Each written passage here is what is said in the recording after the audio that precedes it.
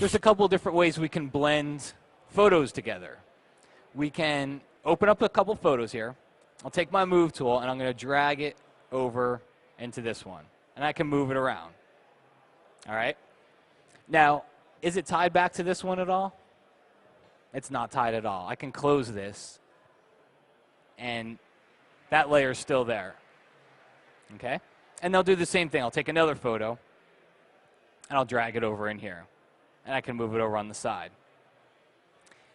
And I got a couple of different ways I can do this. I could take my eraser tool and just crank up the size and just start to erase away. And it's going to show me whatever layer's underneath here, right?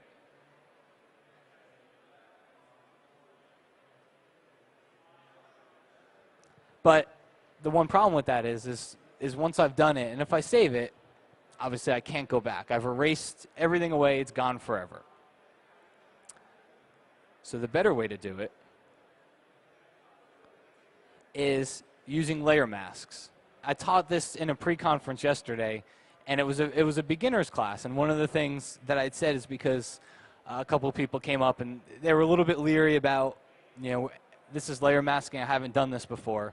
And it was a beginner's class. And my whole theory for teaching it yesterday was everybody's going to use them for the rest of the conference. You're probably not going to sit through a class where a layer mask, a Photoshop class where a layer mask is not going to get used at some point. We come over here. I add that layer mask. It's on the guitar layer. Right now it's white. So if I start to paint with the opposite color, black, it doesn't work. Paintbrush.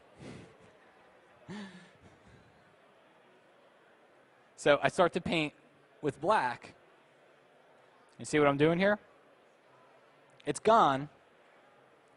But if I hit the X key, switch back over to white, I can paint it back in.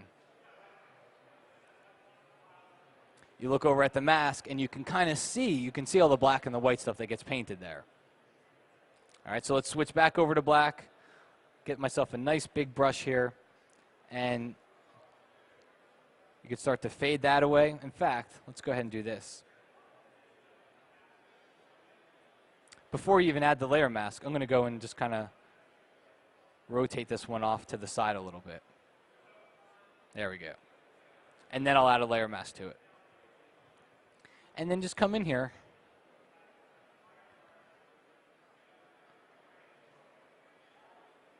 and just blend it in. Go back up to your saxophone layer, add the layer mask, and do the same thing. Paint with black. What's nice about it is that when I save it as a PSD file, make sure you save it as a PSD. Don't save it as a JPEG because your layers are gone. All right, so save it as a PSD file, collage, save it.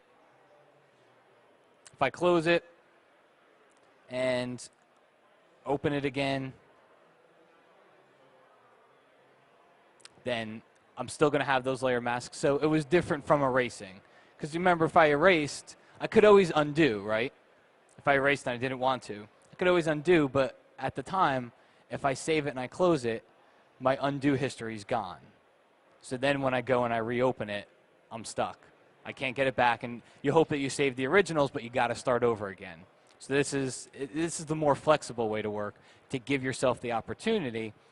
That said, I'm not saying I never use the eraser tool. In the example, the multiply example before, I'm okay with it.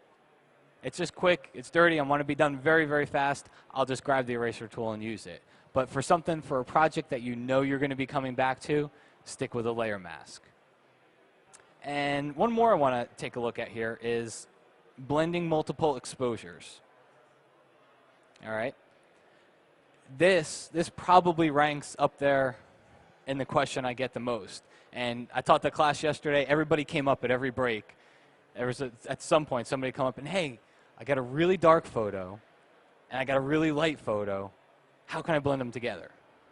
Right? Basically, it's blending multiple exposures. And it'll happen if, so you're out looking at this scene. Set the camera up. And I have two choices here because I have a very bright sky. If I expose for the sky, if I make the exposure to get the sky to look good, what's going to happen?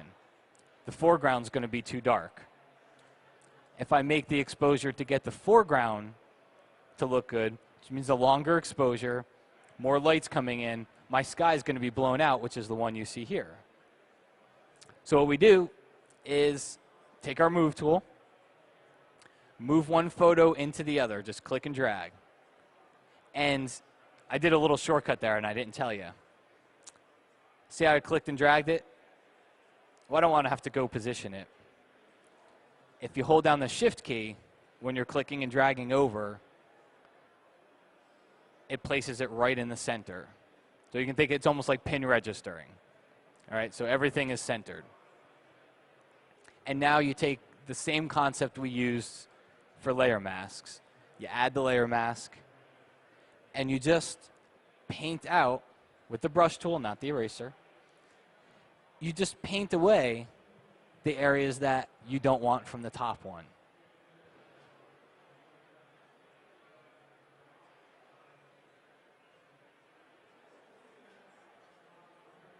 Okay? If you go too far, hit X and just take it back. And one last tip when it comes to masking is drop the opacity of your brush. Because, let me delete that mask and let me reapply it. If I drop the opacity of my black brush, essentially what I'm doing is I'm painting with gray, right? So I'm bringing back a little. And if you look at the mask, it's going to show up as gray. And by painting with a lower opacity, then I can start to build up the effect. I can start to add more to it. So if I paint over it again, see, now you see a little bit more each time. So it saves you a little bit of time from hitting X back and forth because you went too far. If you just use a low opacity brush, you just build the effect up. And then you can always go back if you need to, but it's a lot easier that way.